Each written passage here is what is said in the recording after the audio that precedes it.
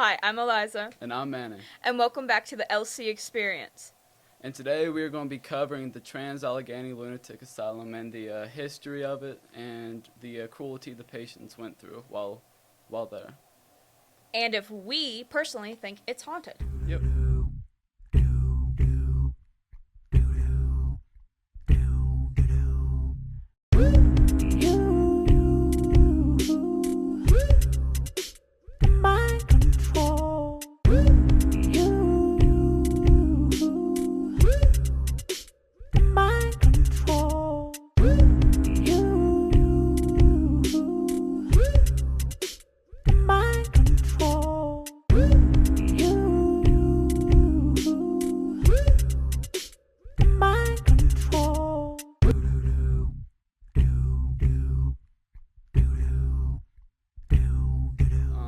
The construction of the Trans Allegheny Lunatic Asylum began in 1858, and it took all the way up to 1881 to be fully constructed.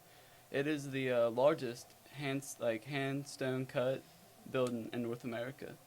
And then a fun fact about it is actually toward the front of it, it looks all nice and they're cut perfectly, but like when you get to the back and you're looking at it, they actually used the scraps to build the back because they were like, nobody's ever going to see it. Right, yeah. So some of the things that they did there were really harsh. Yeah, they definitely were. Definitely overcrowded. There was too many people there. It was only built for 280 people. And they had several thousand there. They did a bunch of cruel things that were supposed to, quote unquote, heal the people. Yeah. But but they didn't. So why did they do them things? Because they thought that they were healing them? Yeah, I mean, practices back then versus what they are now are different. Medicine back then was very much different from what we have today. So they were like, oh, well, if we try to use this to help you, maybe it'll work, even if we're drilling a hole in your head. Yeah. So how do you feel about some of the things that they did there? Well, I wasn't really informed on too much of it up until here recently, but the more that I found out, it definitely gets dark and scary, and they were not fair to anybody there. People were being admitted for just about anything. You could have asthma, diabetes, you could be insubordinate, and you'd be admitted there and treated very unfairly. Mm-hmm. And the worst part about that is, like, so when you would have the inspectors come in, because in order to stay open and stuff, you would have to have inspectors come in and check. They actually had a floor where it's actually toward the front of the building, where it's all nice, everything's lovely. It doesn't look like a prison. Mm-hmm. But that's what they used for the inspectors to come in. That way they could be like, they would brag and be like, this is how we treat all of our patients, when that's not actually how they treated all their patients. Now, those patients were the better patients. They were allowed to go out and work in Weston. They just had to be home by a certain time. They got a lot of privileges that the rest of the inmates did not get. Yeah, I'm always wondering how this place was open for so long. They were open for around 130 years, which is crazy to me, especially when people come and inspect the place and see what's going on. So it makes sense that they would have a nicer area for the inspectors to see, but they were doing awful things from what they couldn't see. Yeah, I mean, what the patients actually got rewarded with, if they were being good, was cigarettes. Cigarettes. They would give their smokers cigarettes. They'd be like, if you're good today, here's a cigarette. So, some of the things that they did was like lobotomies, which were horrible. And what is a lobotomy? So a lobotomy was where they would take like an ice pick and put it through like where their eye was, like their eye socket. Yeah. And move it around until they disconnected the nerves and the brain and stuff. That could leave the patients in a horrible state It could leave them in a state where they could be paralyzed, um, from anywhere from the neck down, Yeah. lower, anything like that. So their capabilities are definitely limited after getting those done. I Yes. wonder if the people doing them, the doctors doing them, thought that they were like serving a good purpose by doing them. Some, later on, some knew that, like, these lobotomies were not good, but they were so used to doing it that that's what they knew, so it's what they had to do. Or then you have cases of reports where there was, like, doctors who did do it just to do it. Yeah, just to be cruel. Yeah. Then they had things like shock therapy. So yeah, they did a bunch of cruel, inhumane, just downright horrible things. Um, but do you know much more, or would you like to ask the audience if they know anything about the insane asylum? Well, I don't know much more about like the practices that they were doing there for the patients, but I mean, I do know about they did have like they were very self-sufficient. They had a farm, they had a graveyard, and the graveyards they didn't have names. They just had the number of what the patient was, like kind of like an ID number. Yeah, those were for like any of the patients that nobody came to claim. That would be if their family died or their family just abandoned them. Yeah, and that probably happened a lot. People were in there for a while, couldn't get out. A lot of times, those people, that's where they died. Um, that place was just many lives ended there. Some started there. Yeah. So you would think from all of the negative things that they did, you would definitely think there's spirits there. Oh yeah.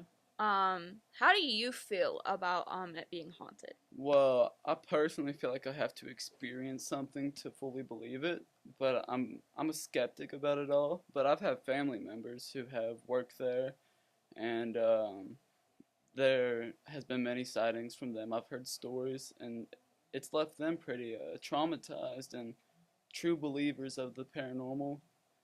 So I don't doubt that there is stuff there, but I'd have to experience it. Um, I have family who have had other family members that work there and have had their own experiences and talked about how they feel like it's haunted and feel like people are watching them and things like that. But I've had my own encounters there. I walked in, was perfectly fine until we went on the tour and had this migraine that was so horrible. Like it just hit me. The minute we stepped out of the door, I was perfectly fine.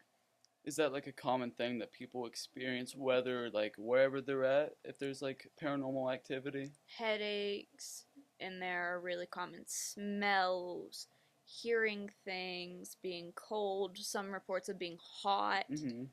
So it really depends. Women tend to see like more men than men do, and sometimes men will tend to see more women than women do. So Are you familiar where like the most paranormal activity has been found? Like what floor?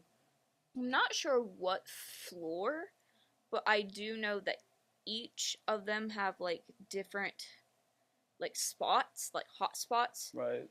Um, each section of the asylum has its own hot spots. So like it really depends on where you're at. It also really depends on if the spirits like you. Wait, so if they like you, will they mess with you? Yeah. It, so it's a good thing if you're being messed with. Yeah. I mean, if you really want them to mess with you, then yeah. If you go to the women's ward, you leave makeup, jewelry, like face masks, things like that, and then you just might get a woman who is locked in there. Heck, I might bring some makeup there then. Yeah, I I'll just mean, go visit her sometimes. Do you leave offerings everywhere you go in no, order to get paranormal activity? no, it's just The women's? the women's ward is the most Right. common. Um, so yeah, I definitely think it's haunted. I mean, I fully believe in that. Yeah. as someone who's been in there and had a bunch of other encounters outside of there, I mean, things like that. So I definitely believe that it's haunted. There's been, I know, like the paranormal investigators and like Sam and Colby. There's been several influencers who have went there and done. Yeah. Yeah. And they've all found it to be. Plenty of evidence, yes. Yeah. Um, there's a bunch of, I know in the men's ward, there is an apparition of a tall man that is there. Also, the nurse. There's been reports of a nurse and a dog, because what many people do not know about the insane asylum is they actually used to have a guard dog in the insane asylum. Dog? Whoa. Yes. After it shut down and quit being a mental hospital, it became for tours and stuff like that. So they decided to get a guard dog to like make sure nobody messed with it. And that guard dog stayed on the men's ward. Well, I think, I'm not sure if it was male or female, I do not remember, but the dog would bark at just random spots and everything else and just go off when nobody would be there. So that kind of to them was like, okay, the dog is definitely like seeing something. Yeah. The dog actually passed away there. So now they say that there is a spirit of the dog that roams around and you can hear paws clicking on the floor, possibly barking. And they say that the dog just wants to be like noticed. Yeah, that's new. I've never heard about that or anything like that, but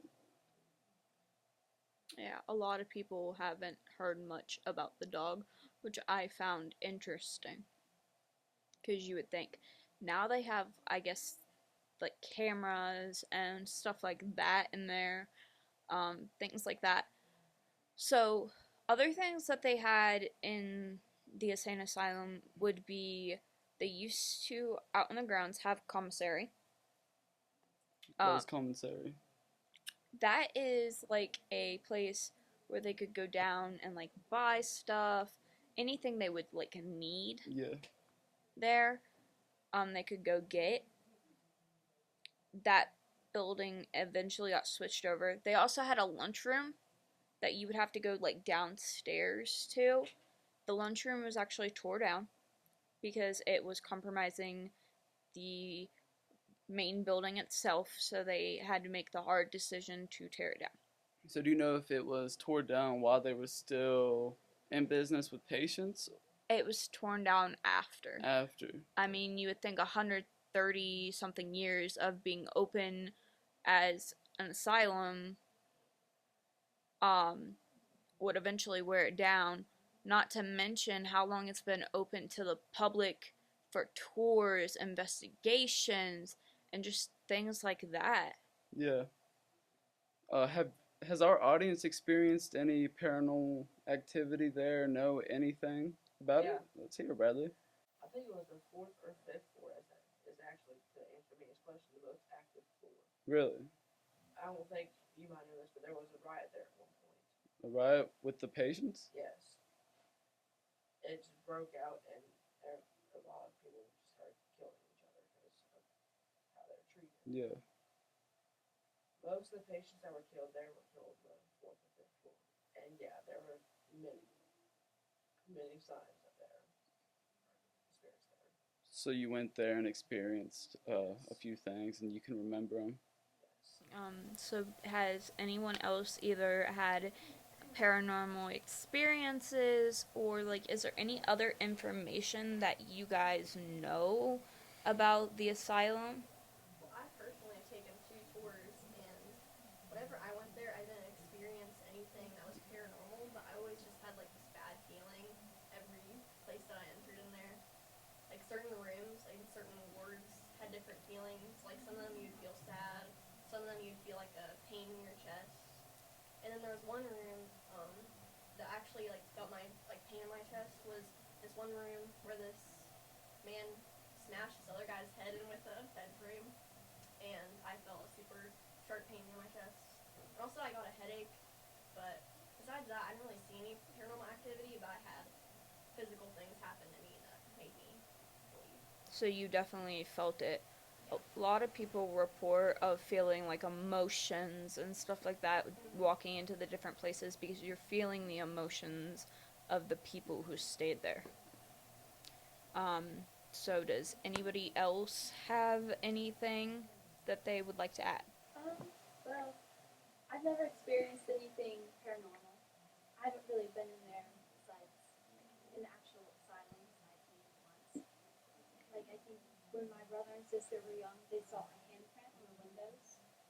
But that's the only thing paranormal. But historically, there is the ghost of the little girl who supposedly lived there throughout her life, and now her room is filled with stuffed animals. Her name is Lily. She's one of the most famous ghosts there. I've heard several things about Lily. Yeah. I was going to bring that up earlier, but I don't know too much about it. Yeah, it's wild to think about how like kids even were in there, not just adults. So it's wild. It wasn't just a place that was for adults. It was a place that was for everybody. It treated its patients horribly. It it just wasn't a good place. And from that, I think from what we've talked about earlier, I think about talking about the encounters we've had, the ghosts, everything like that. I think we could definitely conclude, at least on my half, conclude that it is definitely haunted or has something in there that just doesn't like to be messed with. Again, this is Eliza, And this is Manny. and this is the Elsie Experience, and see you next time. Thank you.